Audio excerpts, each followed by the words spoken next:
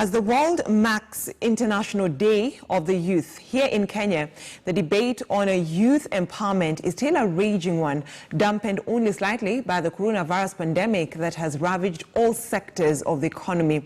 In recent weeks, the government has launched a host of initiatives, including the Kazi Mtaani program, to help Kenya's large youthful employment ride the wave of unemployment.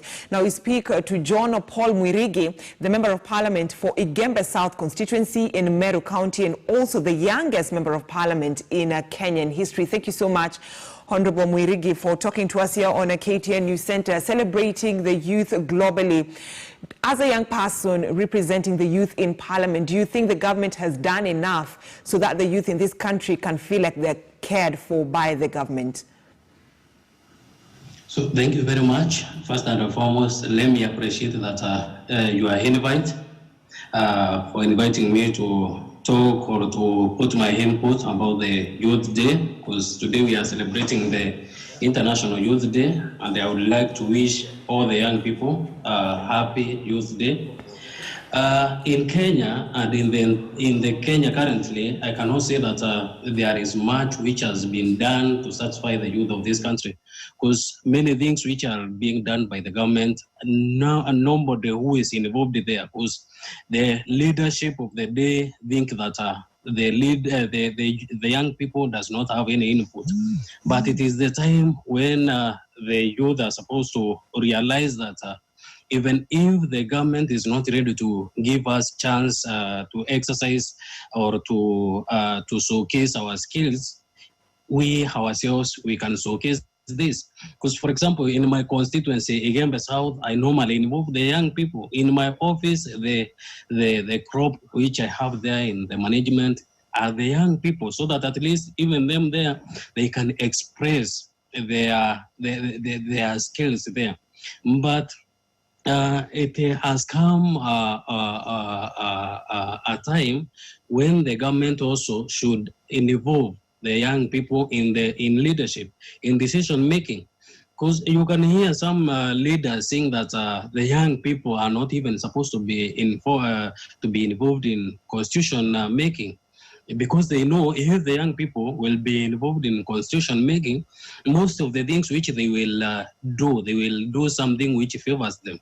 For example, we are supposed to be having some budgetary allocation each and every year, targeting the young generation so that they can use the money to empower themselves to start some small business and even to empower others. Because when you empower a young person, you are empowering the entire country, and even you are empowering the country economically. In fact, Honorable Mwirigi, I was about to ask you that involvement of the youth, because this year's the theme is youth engagement of global action, and it seeks ways to highlight in various ways that the youth can be involved in at all levels, right from the local and national and at the global level. Do you because the youth in the country feel like they've not been involved at the national and at the at the county level when it comes to the decision making? That is something that you've made. And also when it comes to some of the appointments that are being given out by the government. You know the problem now. The problem now is that nobody who likes to listen, a young person. If myself, I didn't come out clearly and start proclaiming that I have the potential to lead the people of Igembe, nobody would realize that, because there are no mechanism which the government has put in place whereby a young person can be empowered through the capacity building. Because in the government there is some money which are put aside for youth empowerment programs and capacity building programs, whereby the youth are educated on the roles which they are supposed to play at the community level, in their society, in the county level, and even the national level. But nobody who is there or who is willing to enlighten the youth, because they think that maybe if the youth are enlightened and if they will know their right, maybe they will take all the positions. Not necessarily maybe a young person becoming a politician or maybe participating in the politics. The young people of this country have the potential at least to participate at the grassroots level in the society. All right, whereby they are involved in community development, because the community development does not need anything.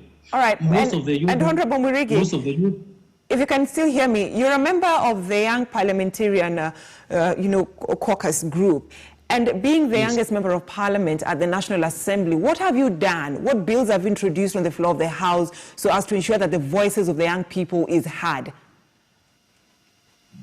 Currently, what I have done for the young people, because I was a student, I have brought the amendment of the L bill, which will enable the youth after you or the comrade after you have completed your university in course, you can at least the L bonding will not push you to pay their interest until you secure the job, because the government should provide for the employment for the young people.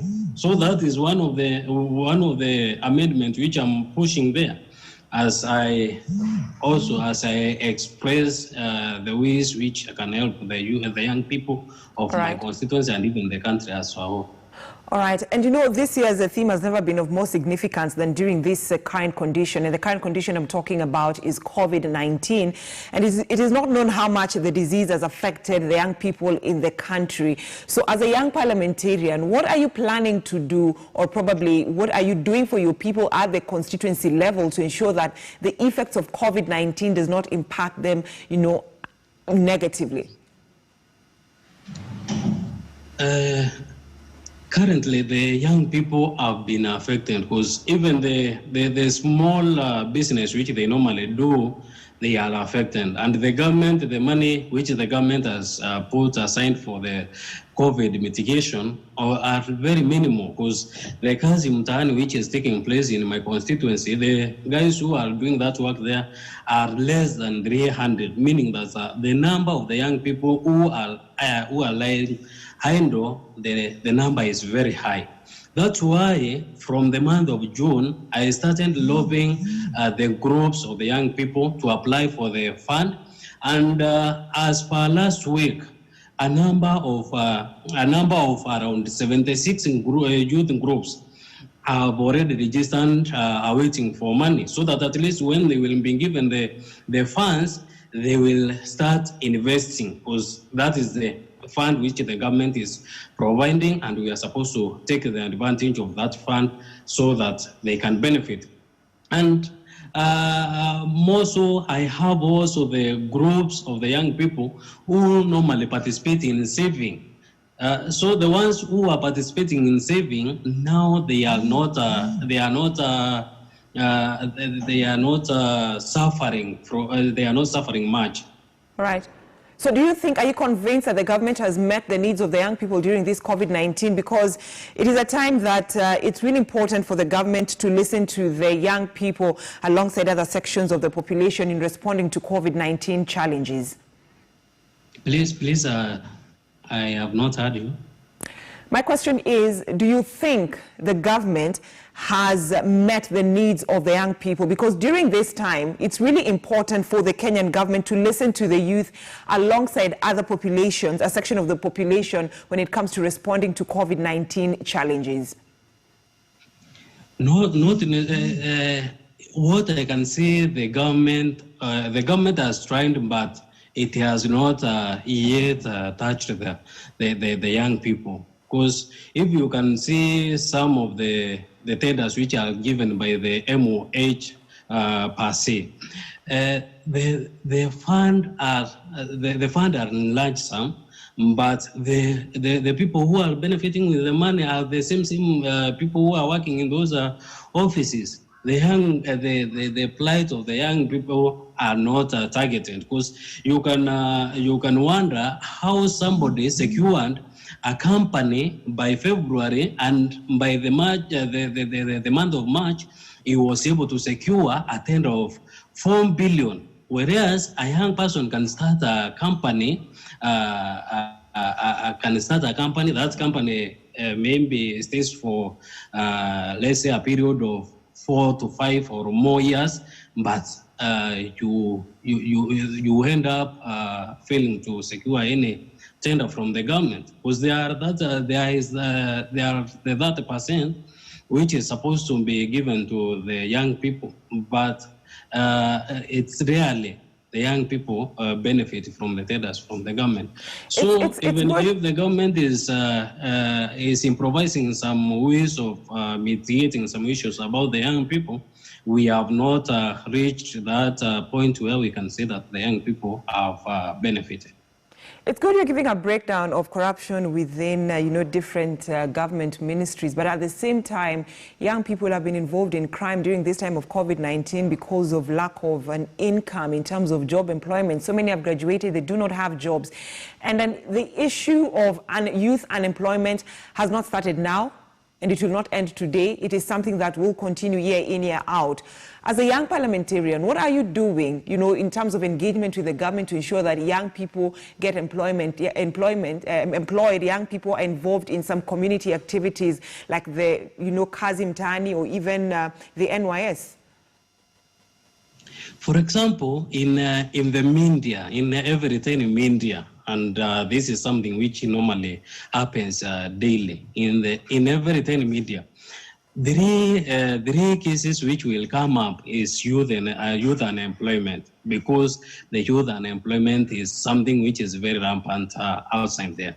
Something which I'm advocating is that the government to concentrate to technical skills, whereby young people are involved in acquiring the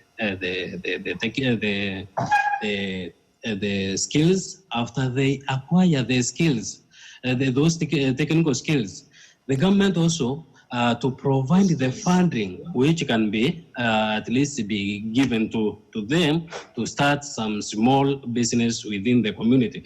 Because if we will say that each and every person or the young people will be employed, the government will not be able to employ them. But if they can be empowered through the technical skills, at least somebody can start a reasonable business or a reasonable work where he can even recruit somebody else outside there and benefit.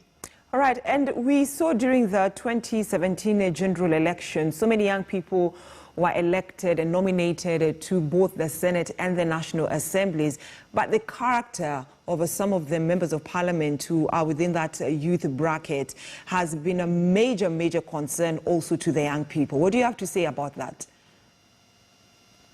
Yes.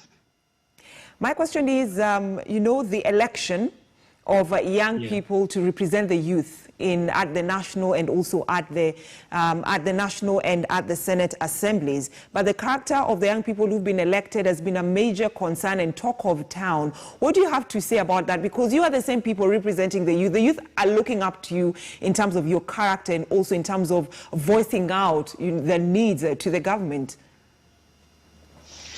I think maybe if I can correct that, when we were elected, for example, John Paul, I was elected to present the people of Wigembe South constituency being their member of parliament.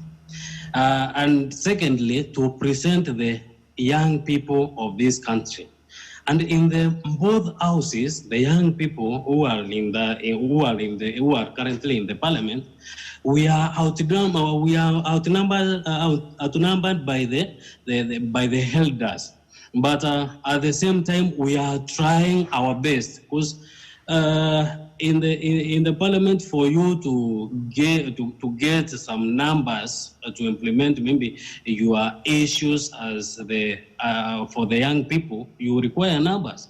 And for us, if we want maybe to say that we want to pass something, some of the things are dismissed as when we introduce them, they are dismissed on the way.